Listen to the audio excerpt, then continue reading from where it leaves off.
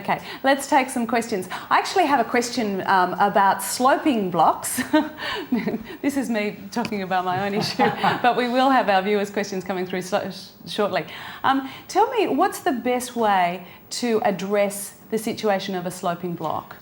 Personally, and cost-effective speaking, lightweight construction, post and beam. So you've got your post in the ground. You're not doing mass excavating. You're not retaining soil. You're not worried about drainage, things like that. All that costs big money. So if we go lightweight construction, drive the posts into the ground, joist and bearer, build on top. There's no excavation. There's no mass retaining. There's no mass concreting. Far better option there. And not only that, going through with that sort of construction, you're basically leaving the ground itself intact, so you're not interfering with the water table. Yeah, helping Mother Nature. Causing drainage problems, and you're helping Mother Nature. You're letting the ground be in as natural state as possible. And yeah, because I guess going back to the old way of thinking, and that's what we really need to do now, challenge the way people think about construction, was to cut and fill. And that was very expensive, and there's always water issues there, or 90% of the time. Absolutely. We have a question that's come through from Karen, and she said, you mentioned those properties in Frankston. What was the difference in selling them? Was there did it do well financially for the owners? It was done as an Archicentre demonstration project, so it was on display for a period of time. There were insurances and things like that. If they were built by a homeowner and sold for the prices that we sold them for, yes, they would have made a profit straight off. But with the cost of display and insurances and all of those sorts of things that went on during the construction period, it probably broke even for Archicentre. But the value of the information that it generated to show people what sorts of alternatives there were was absolutely fantastic. Terrific. Okay, here's one for you, Luke. Now, we did ask people to give themselves a nickname, so Fluffy sent you one. Fluffy. And Fluffy is looking to extend a first floor deck, 4 metres by 8 metres. What are the best products to extend a deck?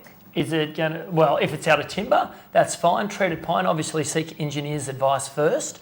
And then I would personally use a hardwood decking on top. A little bit more maintenance with oiling, but it's a fantastic finish and it will outlast treated pine. And we've got a question from Mr. Musi, who wants to know more about decking products if it's tiled. If it's tiled, great question. Fantastic new product out there by Skyon. It's called exterior wet area flooring. Now we put that down first, and if you take your mind back to the 15mm compressed fibrous cement sheeting, very, very heavy, an absolute nightmare to work with. To put it down, you'd pre-drill it, countersink it and screw it. Okay, so not only is it 20% heavier per square metre than Skyon, but you'd have to build your structure to take that into account. With Skyon, you can lay it straight down, glue it, shoot it off with a nail gun, going down 2/3 quicker. So I could do basically a 40 square metre deck in about 4 hours as opposed to 2 days. So once again, time is money. You want to use that as your substrate. Now I've got one for you, Rob, from Carrie, who wants you to talk about thermal mass, or talk about thermal mass as the key for energy efficiency. Now this is something that comes up in a lot of your presentations, isn't it? Absolutely. Well, there's two ways of looking at this. There's one of the traditional ways of planning sustainable or energy efficient homes is to use high thermal mass within the home. That generally means like a concrete slab and a lot of brickwork. So the sun comes in during the day, heats these surfaces up and radiates it at night. And that's one philosophy. The other one is low thermal mass, where you use lightweight construction and heavy insulation.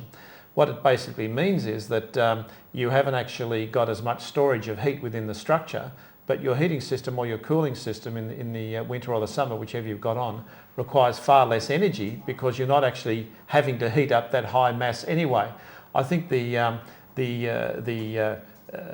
adjudicators are still out on which is best, because they're certainly advocates of both, but both of them planned out properly can give excellent energy efficient savings for the owners of the home. And I guess it really depends on the type of climate you live in, really, to which way you would go to a degree. Absolutely. High thermal mass generally is used in sometimes colder climates, but certainly dry climates too. So it's horses for courses.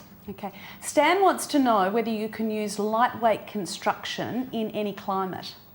I'd say yes, you can.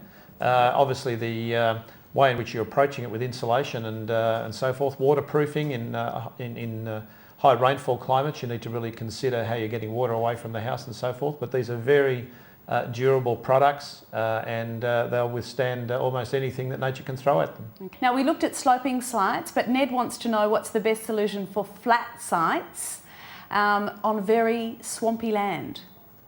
What a problem. Poor Ned. I'd be driving piers right down until I find firm ground. I guess that'd be the best way to go. It's built on fill. He's just Fill? built, yeah. Still it's wants- built on fill. Yeah. If it's fill, you'd still pier down till you get a solid foundation, regardless if you're using a concrete slab or if you're driving screw pylons down.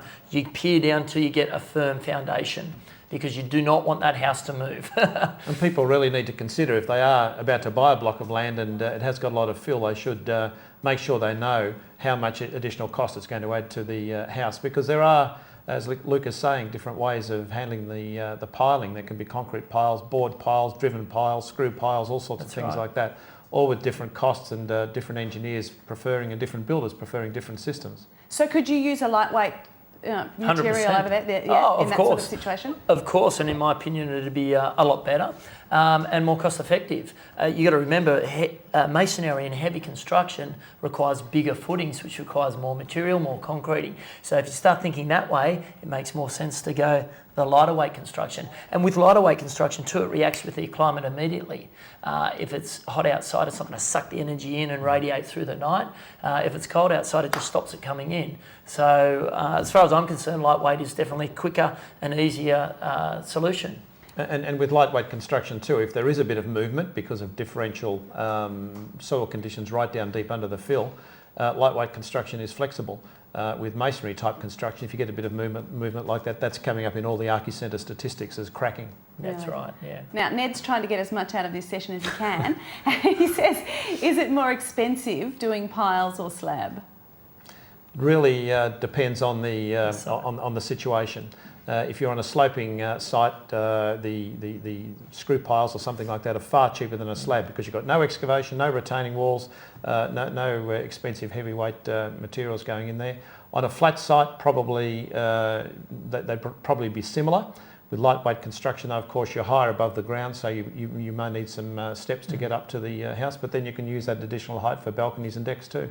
Okay. That's right. The best thing for Ned to do, get a geotech to survey the land. Oh, really? I'm sure he already has.